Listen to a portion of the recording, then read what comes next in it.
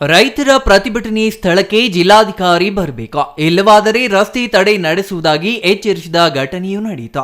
ಚಿಂತಾಮಣಿ ಪ್ರವಾಸಿ ಮಂದಿರದಿಂದ ಮಂಗಳವಾರ ರಾಜ್ಯ ರೈತ ಸಂಘ ಹಾಗೂ ಹಸಿರು ಸೇನೆ ಹಾಗೂ ಕಲ್ಲುಬಂಡೆ ಕಾರ್ಮಿಕ ಅಭಿವೃದ್ಧಿ ಸಂಘದ ಕಾರ್ಮಿಕರು ಪ್ರತಿಭಟನೆ ನಡೆಸಿ ಆಕ್ರೋಶ ವ್ಯಕ್ತಪಡಿಸಿದರು.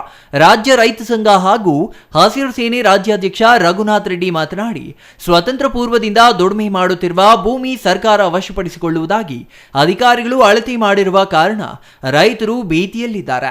ಹಲವಾರು ಬಾರಿ ಸಮಸ್ಯೆ ಬಗ್ಗೆ ಅರಣ್ಯ ಇಲಾಖೆ ಹಿರಿಯ ಅಧಿಕಾರಿಗಳಿಗೆ ಹಾಗೂ ತಹಸೀಲ್ದಾರ್ ಅವರಿಗೆ ಮನವಿ ಸಲ್ಲಿಸಿದ್ರೂ ಪ್ರಯೋಜನವಾಗಿಲ್ಲ ಎಂದು ಆರೋಪಿಸಿದರು. ತಹಸೀಲ್ದಾರ್ ಸುದರ್ಶನ್ ಯಾದವ್ ಅವರು ತಾಲೂಕು ಕಚೇರಿ ಮುಂದೆ ಪೆಂಡಾಲ್ ಹಾಕಲು ಅನುಮತಿ ಕೊಟ್ಟಿಲ್ಲ, ಮನವಿ ಕೊಡಿ ಕಳುಹಿಸುತ್ತೇನೆ ಎಂದು ಬೇಜವಾಬ್ದಾರಿ ಹೇಳಿಕೆ ನೀಡಿದ್ದಾರೆ. ಅವರಿಗೆ ರೈತರ ಬಗ್ಗೆ ಕಾಳಜಿ ಇಲ್ಲ, ರಿಯಲ್ ಎಸ್ಟೇಟ್ ಉದ್ಯಮಿಗಳ ಮೇಲೆ ಬಹಳ ಪ್ರೀತಿಯುಳ್ಳ ಅಧಿಕಾರಿ ಎಂದು ಕಿಡಿಕಾರಿದ್ರು.